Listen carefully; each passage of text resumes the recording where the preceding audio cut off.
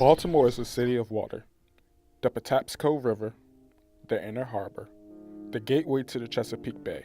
It is also a city of pavement. Dense row houses cover city streets, paved alleys just behind houses. To have healthy waterways, the Environmental Protection Agency recommends no more than a 10% impervious surface cover. If you think about a forested landscape, when the water hits the tree canopy, it's coming down very softly. It's going across the landscape in what we call sheet flow, so a very sort of distributed amount of water. In a city environment, that water gets channelized, it gets put into pipes, and those pipes then enter streams in a very concentrated flow. That takes with it a number of pollutants. Those include nutrients, sediment, trash, toxins, as well as temperature, and the heat of water also really impacts aquatic wildlife. One way Baltimore can reduce pollution reaching the Chesapeake Bay is to plant more green spaces. Community gardens beautify the city and reduce pollution.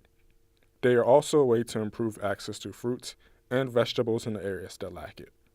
Marilyn Seagrant is working with the Baltimore City Extension Office to improve water quality and feed the population healthy food. So we're in it for the long haul, and this initiative is not just we're in it one day, we're in it multiple years, and I think over time the difference will really, the outcomes will pay off.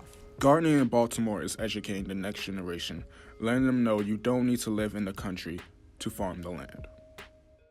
I think for me the most rewarding part is making a difference, and that may be big or small. So seeing the youth, their eyes light up when we do different things, for instance, like for instance they're discovering a plant or whatever it may be, and they're like, wow, this is really cool. Because the kids I'm working with are kindergarten and first grade, so they're sort of fresh, sort of new. So a lot of things for them is a discovery.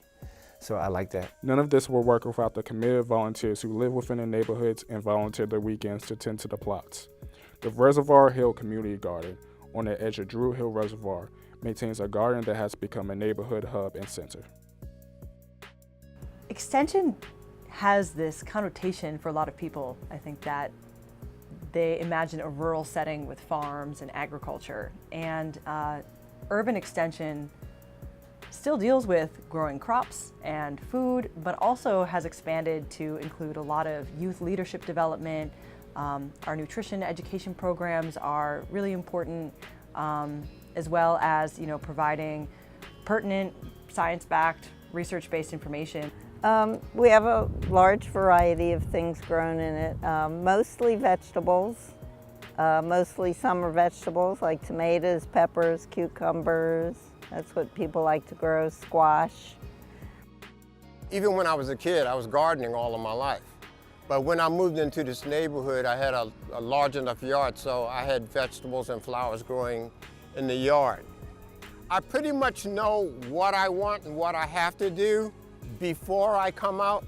So when I do come out, it's like an oasis, it's escapism.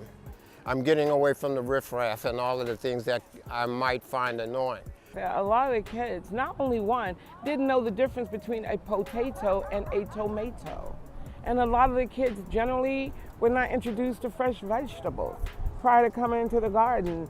Baltimore City and Seagrant are hoping that feeding our future will also feed our desire for a cleaner environment. Our futures depend on it.